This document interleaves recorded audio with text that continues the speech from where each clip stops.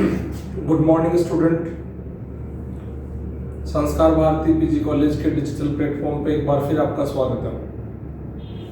हम लास्ट के चैप्टर्स में मांग की लोच के बारे में पढ़े थे और उनसे जुड़ी हुई विधियों के बारे में बात की थी।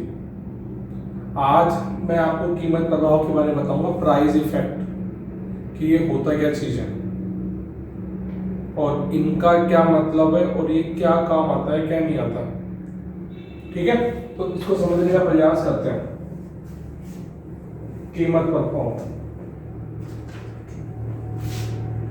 बात करते हैं। कीमत प्रभाव, कीमत प्रभाव बताता है कि किसी वस्तु की कीमत में परिवर्तन होने के परिणाम स्वरूप उसकी मांग की मात्रा में होने वाला परिवर्तन। अर्थात ये है कि यदि एक व्यक्ति की मौद्रिक आय स्थिर रहे और वह दो से अधिक वस्तुओं को उपभोग करता है, दो या दो से अधिक वस्तुओं को उपभोग करता है और एक वस्तु की कीमत में परिवर्तन होने के परिणाम स्वरूप उस वस्तु की मांग की मात्रा में या उस वस्तु की मांग में जो परिवर्तन आएगा उसे वस्तु का कीमत प्रभाव कहते हैं। क्या लिखो देखो, मौद्रिक आय के स्थिर होने पर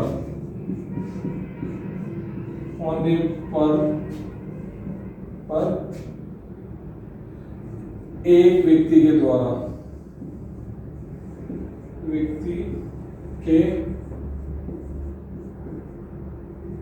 द्वारा दो से अधिक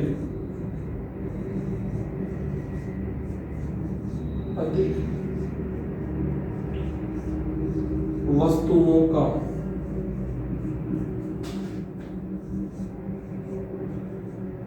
उपभोग किया जाता हो और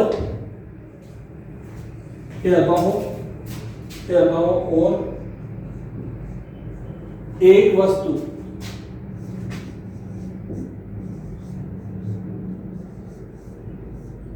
की कीमत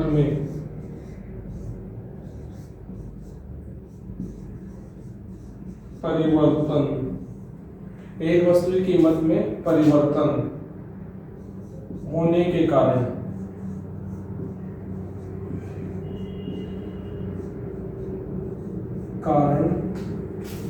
उपभोक्ता के द्वारा के कारण वस्तु की मांग पर पड़ने वाला प्रभाव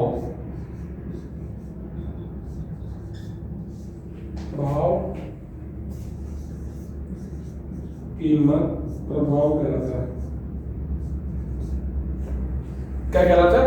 कीमत प्रभाव कहलाता है।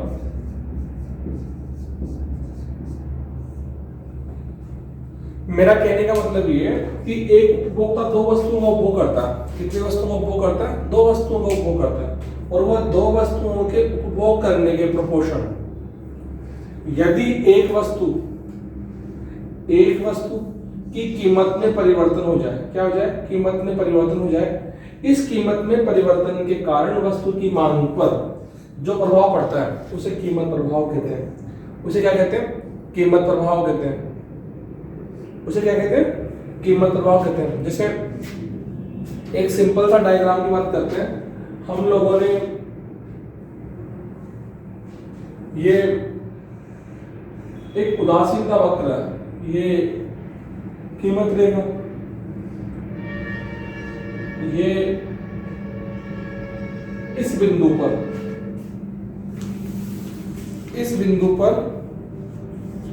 ये स्थिर है, इस बिंदु पर ये स्थिर है और यहां पर ये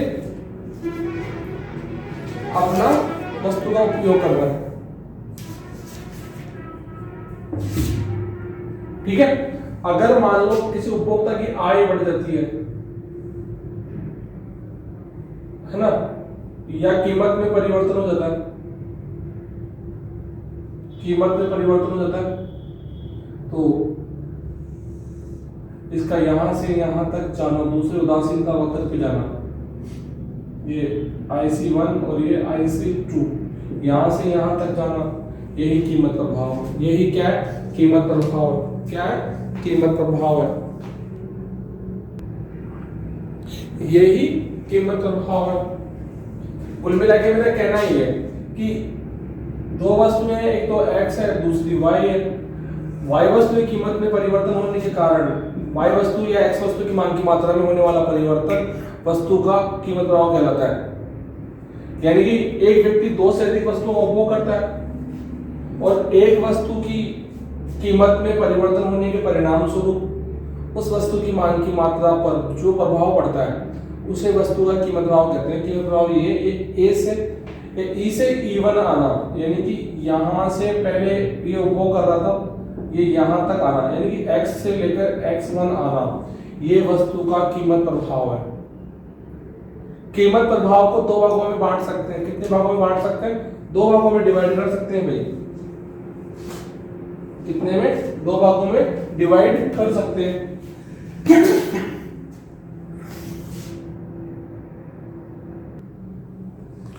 हाँ, कीमत प्रभाव को दो भागों में बांट सकते हैं। ये कीमत प्रभाव है भाई, कीमत प्रभाव जो सिंपल सा है, मैंने आपको पहले ही बताया और मैं दोबारा क्या करूं कि ये उपभोक्ता है,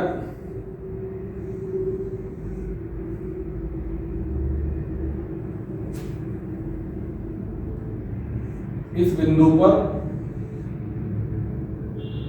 यहां पर ये x और y वस्तु की मात्रा उपभोग कर रहा था और यहाँ पे वो संतुलन में है।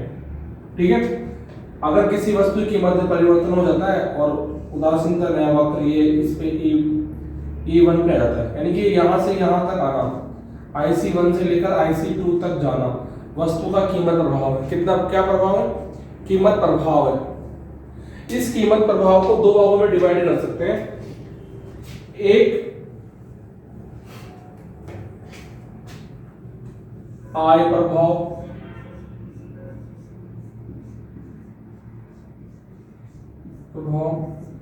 दूसरा प्रतिस्थापन प्रभाव, स्थापन प्रभाव, दो भागों में डिवाइड कर सकते हैं। ये इनकम इफेक्ट,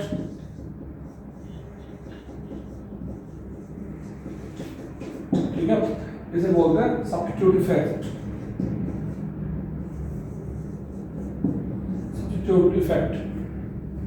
आय प्रभाव ये कहता है कि आय में वस्तु की कीमत में स्थिर रहने पर यदि उपभोक्ता की आय में परिवर्तन होने के कारण वस्तु संयोग में जो परिवर्तन होता है उसे वस्तु का आय प्रभाव कहते हैं। क्या कहा मैंने? वस्तु की कीमत स्थिर रहने पर वस्तु संयोग, वस्तु की कीमत स्थिर रहने पर उपभोक्ता की आय में परिवर्तन होने के परिणाम स्वरूप वस्तु संयोग में जो परिवर्तन आता है उसे वस्तु का आय प्रभाव कहते हैं। इसी प्रकार से प्रतिस्थापन प्रभाव है, वस्तु संयोग में परिवर्तन होने के कारण वस्तु की मांग की मात्रा, वस्तु संयोग में जो परिवर्तन होता है उसे वस्तु का प्रतिस्थापन प्रभाव कहते हैं। इसे देखते हैं। आय प्रभाव या इनकम इफेक्ट, इसका पहला पार्ट है आय प्रभाव, प्रभाव।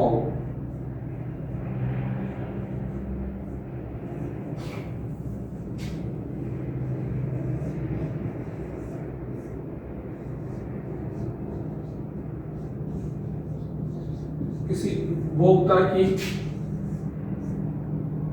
आय में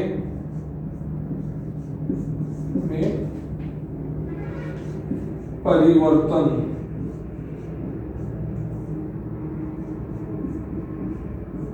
होने के कारण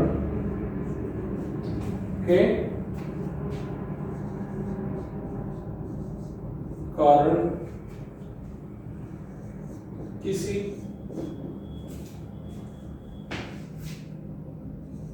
वस्तु संयोग में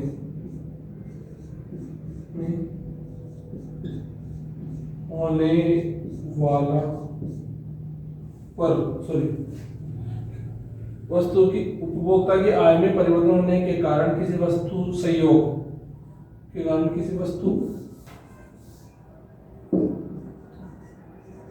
संयोग में उस संयोग पर पड़ने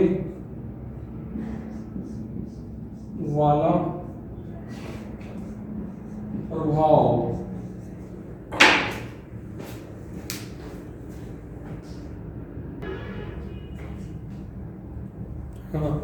पर पड़ने वाला प्रभाव किसी उपभोक्ता की आय में परिवर्तन होने के कारण किसी वस्तु संयोग पर पड़ने वाला प्रभाव वस्तु का आय प्रभाव कहलाता है। पर पड़ने वाला प्रभाव आय प्रभाव कहलाता है।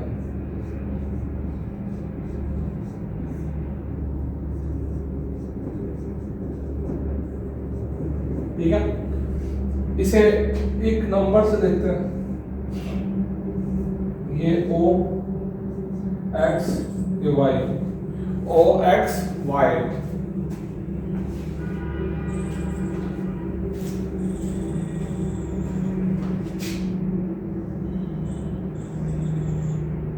ये एक उदासीनता वक्र है। ऐसा यहाँ पे उपभोक्ता संतुलन में ये X वस्तु, ये Y वस्तु, ये X गुड्स, ये Y गुड्स। ठीक है, अब एक कंज्यूमर की इनकम बढ़ जाती है। भाई क्या होती है? इनकम बढ़ जाती है तो यहाँ चला जाता है। ये पहले IC1 था, अभी IC2 हो गया, क्या चला जाता है? यहाँ से ये E1 पे जाता है। फिर एक कंज्यूमर की इनकम बढ़ जाती है,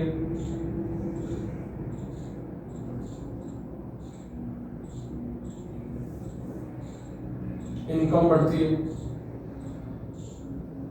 तो ऐसा चला जाता है, ऐसा चला जाता है।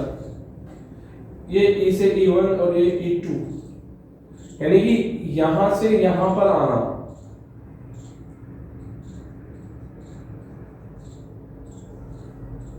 ये X1, ये X2 और ये X3, यानी कि X1 से लेकर X2 तक जाना वस्तु का आय प्रभाव है। X2 से X3 जाना ये भी वस्तु का आय प्रभाव है। इनको मिलाने वाला वक्र ICC वक्र होता है। ICC वक्र होता है। क्या होता है? ICC वक्र होता है। ICC वक्र को बोलते हैं आय उपभोग वक्र, इनकम कंजम्पशन कर्व, ये ऐसा होता है। अब देखो कुछ सेफ है। अगर ICC वक्र ऐसा हो, अगर ये ऐसा बने ICC वक्र, तो इसका मतलब है ये X और Y, X व Y वस्तु दोनों सामान्य वस्तु है, सामान्य वस्तुएं हैं। ठीक है, अगर ये ऐसा बढ़े ICC2 कितने बढ़े? अगर ICC2 बढ़े तो इसका मतलब ये है कि X वस्तु घटिया है और Y वस्तु अच्छी है।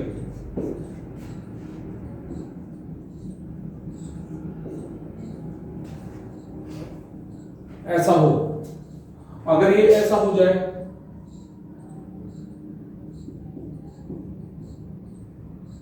तो इसका मतलब ये है कि Y वस्तु घटिया है वाई वस्तु कैसी है, घटिया है।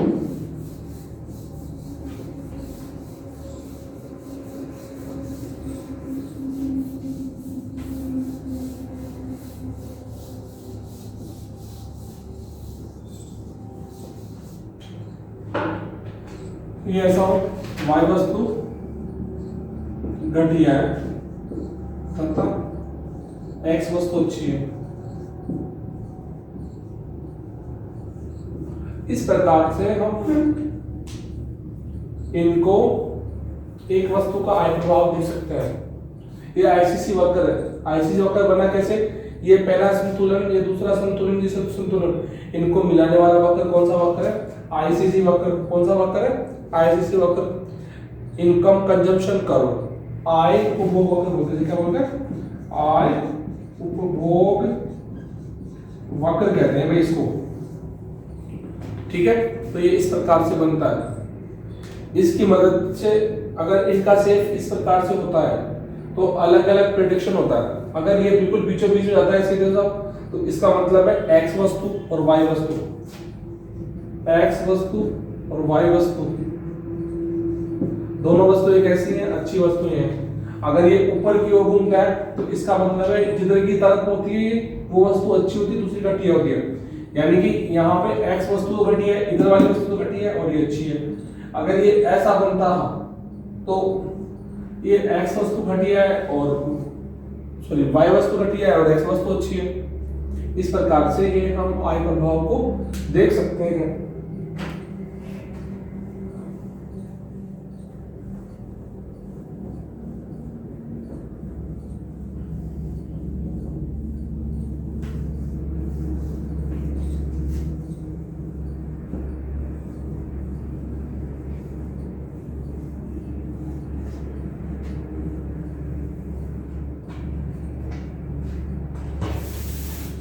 इस प्रकार से हम इनको देख सकते हैं।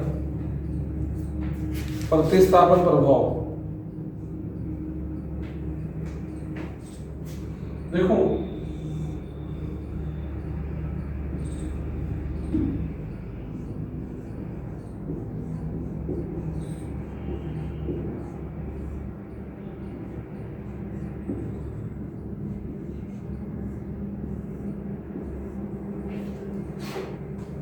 किसी वस्तु संयोग में परिवर्तन होने के परिणाम स्वरूप उपभोक्ता की आय में होने वाला परिवर्तन वस्तु का प्रतिस्थापन प्रभाव कहलाता है। क्या, किसी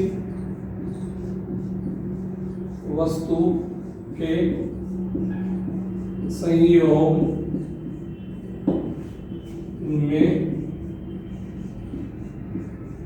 परिवर्तन के कारण, किसी वस्तु के संयोग में परिवर्तन के कारण वस्तु की मांग की मात्रा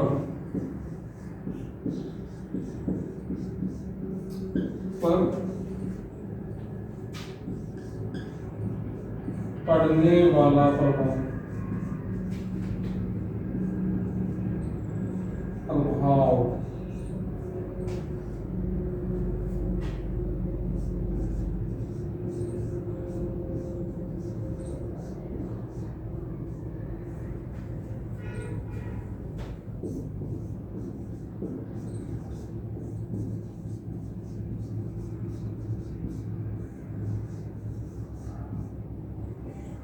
किसी वस्तु के संयोग में परिवर्तन के कारण वस्तु की मांग की मात्रा पर पड़ने वाला प्रभाव प्रतिस्थापन प्रभाव कहलाता है।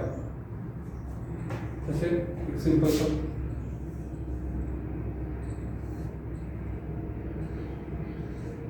ये हो गया भाई। अब किसी वस्तु के संयोग में परिवर्तन कर दिया और एक नया संतुलन बिंदु ये बन गया। पहले ये था, अब ये हो गया E से E1, ये हाँ E से ये E1 हो गया, ये E और E1, ये X और X2, यानी कि यहां से यहां आना यही सब्स्टिट्यूट फैक्टर ये सब्स्टिट्यूट इफेक्ट है प्रतिस्थापन प्रभाव है। ये इस बिंदु पे देखो, इसमें इनकम कर्व दो बनाए, ठीक भी, जबकि उपभोक्ता का कितना बना, एक।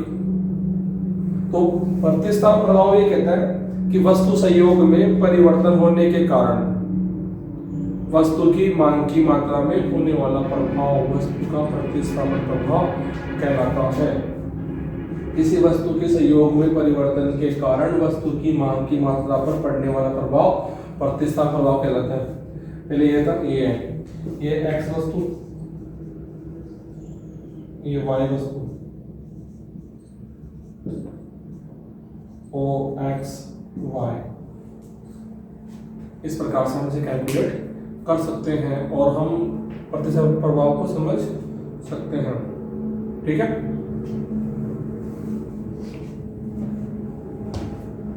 घटिया वस्तुओं के संबंध में प्रतिस्थापन प्रभाव अधिक होता है, अच्छी वस्तुओं के संबंध में प्रतिस्थापन प्रभाव कम होता है, सामान्य वस्तुओं के संबंध में प्रतिस्थापन प्रभाव कम होता है, लेकिन वस्तु और घटिया हुई तो प्रतिस्थापन प्रभाव काफी अधिक मात्रा में होता है।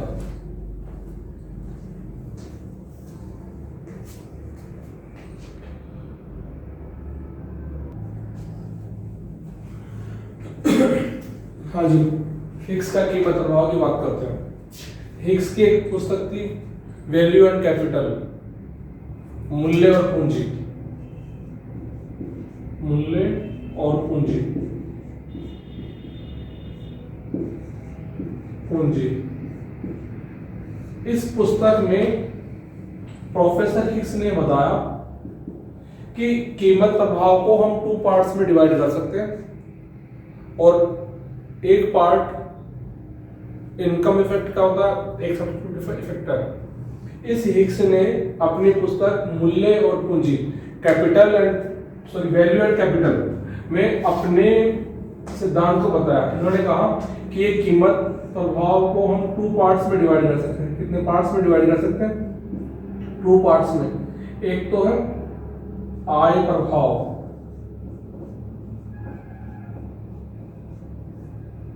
दूसरा प्रतिस्थापन प्रभाव, स्थापन प्रभाव। हिग्स ने वही डिवाइड किया, कितने प्रकार से बांटा? 2 भागों से, एक आय प्रभाव और प्रतिस्थापन प्रभाव। हिग्स से कहता है, ये कहना चाहता है कीमत प्रभाव के बारे में कि किसी वस्तु की कीमत में परिवर्तन होने के परिणाम स्वरूप वस्तु संयोग में होने वाला परिवर्तन या वस्तु की मांग की मात्रा में होने वाला परिवर्तन या वस्तु की मांग की मात्रा में पड़ने वाले प्रभाव को वस्तु का प्रतिस्थापन प्रभाव कहते हैं। एक बार मैं फिर सिंपल शब्दों में कह रहा हूं, हिग्स ने क्या कहा? हिग्स ने कहा कि किसी वस्तु की कीमत में परिवर्तन होने के परिणाम स्वरूप उस वस्तु की मांग की मात्रा पर पड़ने वाले प्रभाव को कीमत प्रभाव कहते हैं। क्या कहा? किसी वस्तु की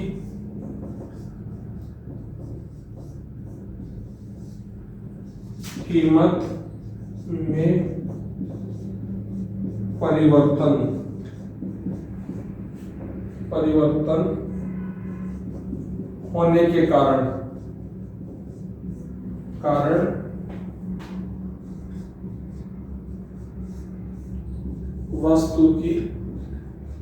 पर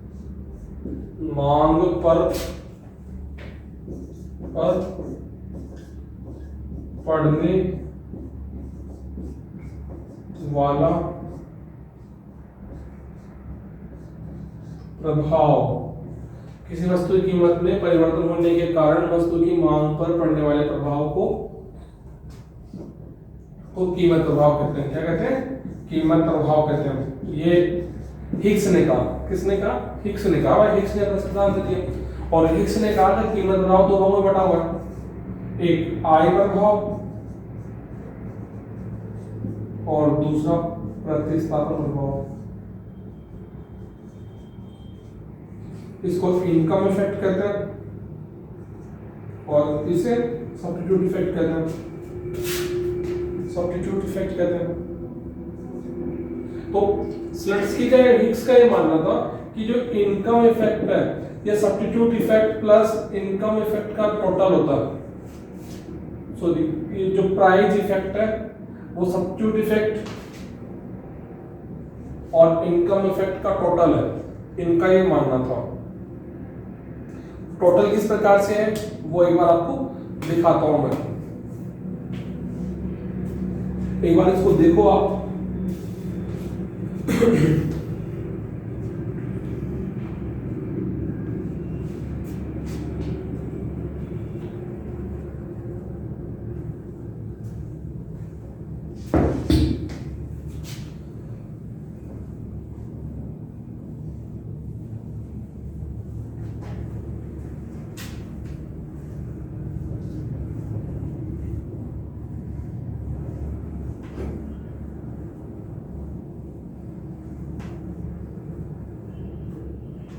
देखो, हिग्स का कीमत रॉ,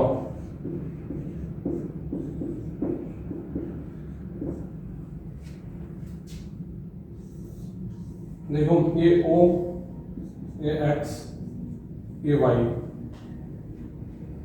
ठीक है।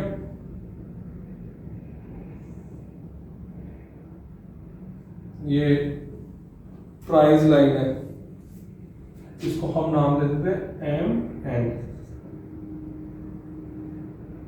एक उदासीनता वक्र यहां पर बना हुआ है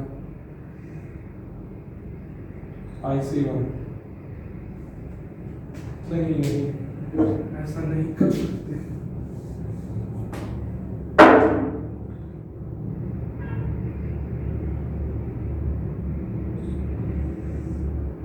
ये उदासीनता वक्र है IC1 और यहां संतुलन में ढंग से देखना बच्चों से, क्योंकि ये बड़ा काम का और 20 मार्क्स का मामला है X1,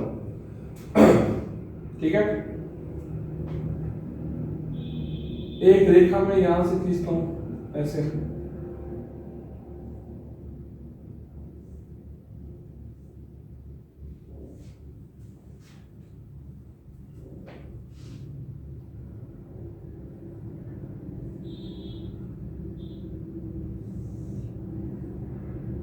थोड़ा सीधी हुई।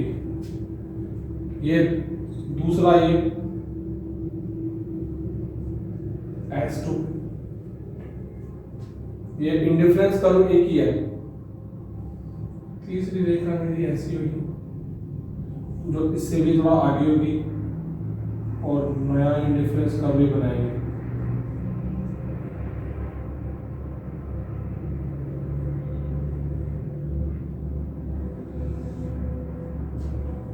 एक ही है,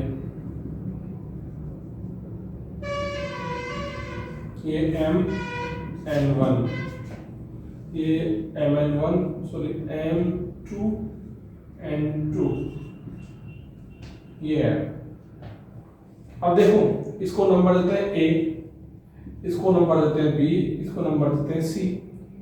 अगर मैं सिंपल शब्दों में कहूँ ना तो ये जो प्राइस इफेक्ट है वो substitute effect plus income effect का टोटल है, इनकम इफेक्ट का टोटल है। इसका क्या है, ये टोटल है, ग्रैंड टोटल है, और इसके अकॉर्डिंग हम इसको सर्च कर सकते हैं, है ना। Price effect equal to income effect equal to price effect. Price effect को 2 पार्ट्स में डिवाइड कर सकते हैं, इनकम इफेक्ट को और सब्स्टिट्यूट इफेक्ट में।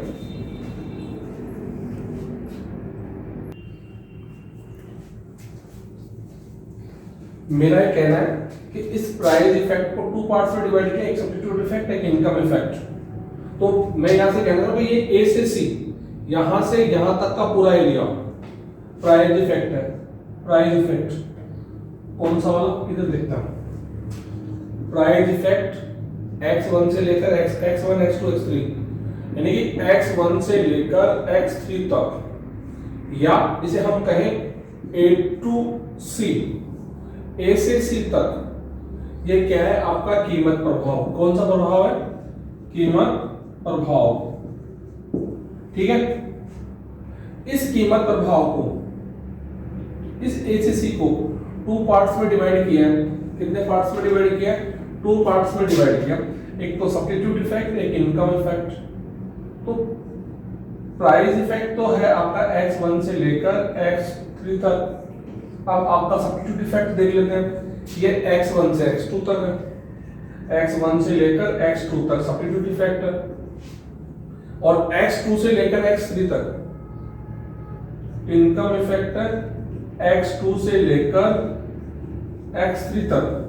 यानी कि यहां से यहां आना एक वस्तु का प्रतिस्थापन प्रभाव, और ये यहां से लेकर यहां तक जाना, B से C तक आना वस्तु का आय प्रभाव है। इसे आप इनकम इफेक्ट कह सकते हो, इसे सब्स्टिट्यूट कह सकते हो, और टोटली अगर बात करें इसे तो आप इसे प्राइस इफेक्ट कह सकते हो। क्या कह सकते हो? प्राइस इफेक्ट कह सकते हो। इस प्रकार से हम इनको टोटल कर सकते हैं, टोटल कर सकते हैं। भाई ये सब्स्टिट्यूट इफेक्ट है, ये इनकम इफेक्ट है। प्राइस इफेक्ट दोनों का ग्रैंड टोटल है, ग्रैंड टोटल है। इस प्रकार से हम x ने कीमत प्रभाव को दो भागों में डिवाइड किया, एक प्रतिस्थापन प्रभाव और एक आय प्रभाव। बच्चों ये याद रखना, प्रतिस्थापन प्रभाव में वक्र एक ही होता है, उदासीनता वक्र एक ही है। ये आईसीसी वक्र एक है, ये पहले एक था अब बी आ गया, है ना। आय प्रभाव होते ही वक्र बदल जाता है। क्या होता है? बदल जाता है, फिर दूसरा पे चला जाता है। ये रेखा एक तो इधर से नीचे जा रही है, देखो एक लाइन तो ये है, प्राइस लाइन ये है जहाँ पे ए है, फिर दूसरी बड़ी रेखा मैंने एक खींची जहाँ पे बी पे उदासीनता वक्र बना, फिर तीसरा अलग बना। तो आप सबको ये बनाना है और डिस्क्राइब करना है।